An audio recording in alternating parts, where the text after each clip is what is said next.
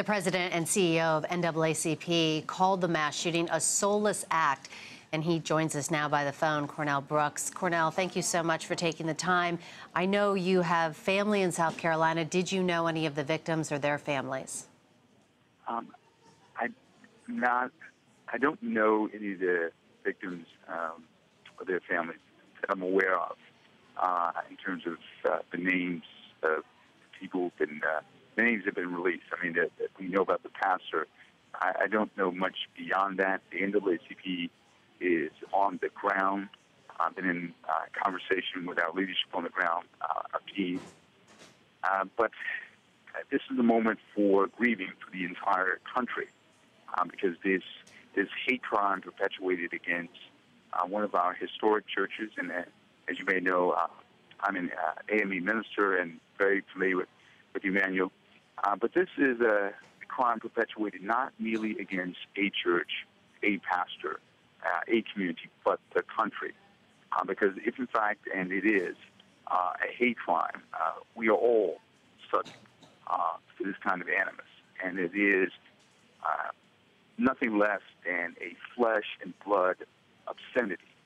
This is just absolutely horrific that people who have gathered to study Scripture would be executed within the confines of a church, unconscionable.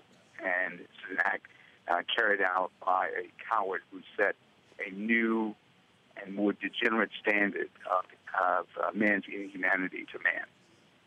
I want to ask you a little bit about your reaction to what some of the politicians have said. We've heard from Nikki Haley, we've heard from Senator Lindsey Graham, as well as the president, and Hillary Clinton also made a few remarks from Las Vegas.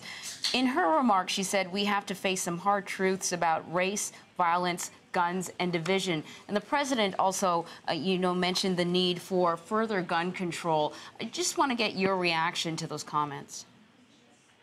Well, certainly the president is right that this is a moment of grieving, but it is also a moment of sober reflection that we, as an industrialized country, a country that leads the world in so many ways, have a not unique, but certainly a peculiar problem with gun violence. But there's an underlying and ugly truth here in terms of race. And to the extent that we have Emmanuel African Methodist Episcopal Church targeted, and a pastor who was a leader on so many of the issues that we care about at the NAACP, it is an undeniable truth that if race drove and inspired this ugly act, we have to confront that head on, and that racial violence, racialized and racist violence is unconscionable. And in 2015, this runs roughshod over our highest constitutional and moral values as a nation, not as African Americans, as Americans. This is antithetical to who we are. Cornell, I think what's so hard for so many people to fathom is that these 9 victims were murdered in a place of worship. I know that you've led Bible studies before, and the whole point is to welcome people in, right? Indeed. I mean, it is common in a Bible study to offer a stranger open hand of welcome, but also an open Bible. And so the question I had for myself that I've been thinking about was, did the shooter receive a Bible and in return shoot bullets? I mean, it's morally incomprehensible that this kind of thing could happen. But be clear, we as a country are not given to giving up. We are a people of resolve, a people of determination. And I have no doubt on Sunday, Emmanuel AME Church will be filled with people who are committed to their faith, and there will be people who gather in the houses of worship, in synagogues, and mosques, and temples all around the country who will do that. And on Bible study night, there are going to be people who gather to read Scripture, and they will be no less committed to their faith than before this happened. So we'll get through it.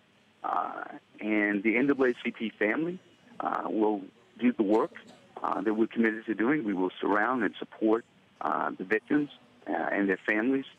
But this is a moment of resolve. It's a moment to show that we, as a nation, will not capitulate and lie prostrate before this kind of racist violence, and that we will rise up and we will do the work that we've been charged with doing. And that should mean taking a hard look at reforming our gun policies, but also addressing the racist beliefs and mindset that led to this kind of thing. But we will do that as a nation. I believe that. All right, Cornell Brooks, President of the NAACP, thanks for taking the time to talk to us. Thank you.